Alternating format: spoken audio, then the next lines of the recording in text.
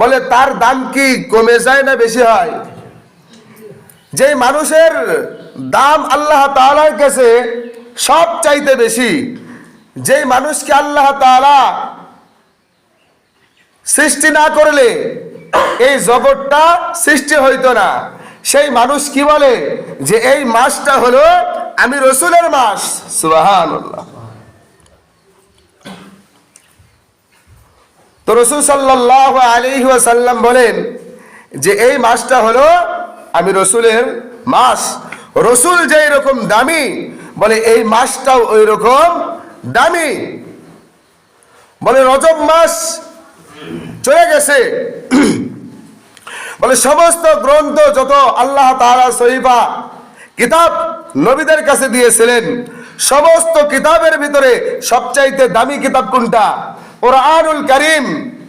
বলে ওই রকম ভাবে মাসের ভিতরে রজব মাসও ওই রকম দামি। সুবহানাল্লাহ।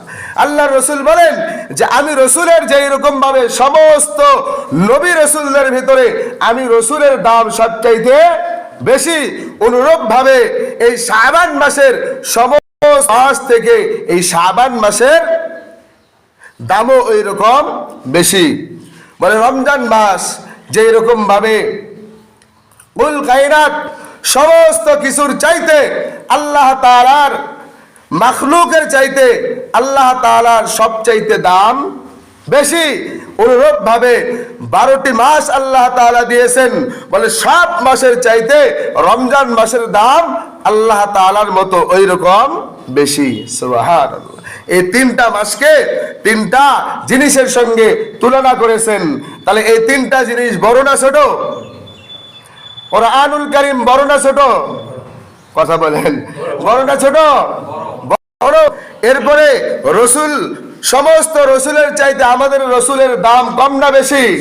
বেশি। এরপরে সমস্ত কুল কায়নাত আল্লাহ তাআলা যা কিছু সৃষ্টি করেছেন সব চাইতে এই আল্লাহ তাআলার এই সৃষ্টির চাইতে আল্লাহ তাআলা বড় না সৃষ্টি বড়? আল্লাহ তাআলা সব চাইতে বড়। তো অনুরূপ ভাবে আমাদের এই ভালোবাসা, এই মাসের সম্পর্ক হচ্ছে নবীজি সাল্লাল্লাহু আলাইহি ওয়াসাল্লামের সঙ্গে। বলে নবীর মুহাব্বত আর ভালোবাসা নবীর আদর্শের ভিতরে আল্লাহ তাআলা রেখে দিয়েছেন। সুবহানাল্লাহ। তো নবীজি সাল্লাল্লাহু আলাইহি সাল্লাম এই মাসে বেশি বেশি কি করতেন? ইবাদত করতেন, রোজা রাখতেন, নফল ইবাদত, কোরআন পাঠ করতেন, বেশি বেশি কোরআন পড়তেন। এইরকম ভাবে 5টি আমলের কথা বলা হয়েছিল। আল্লাহ তাআলার কোরআন তেলাওয়াত, এরপরে যাকাত ফিতরা দেওয়া, এরপরে আপনার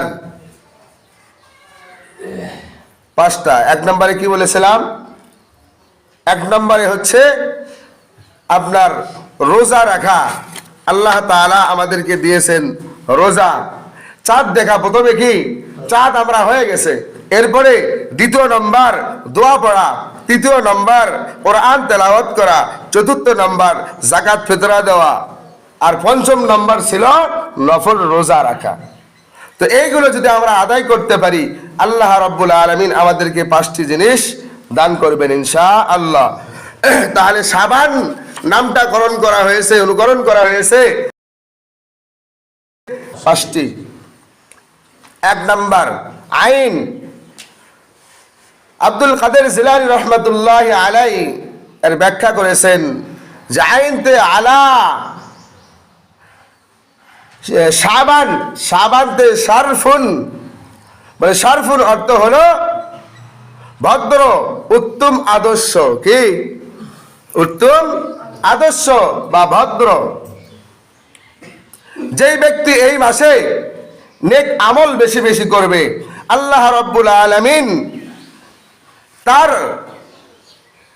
আল্লাহ তাআলা তাকে ভদ্র বানাইবেন, উত্তম আদর্শ আল্লাহ তাআলা তাকে দান করবেন।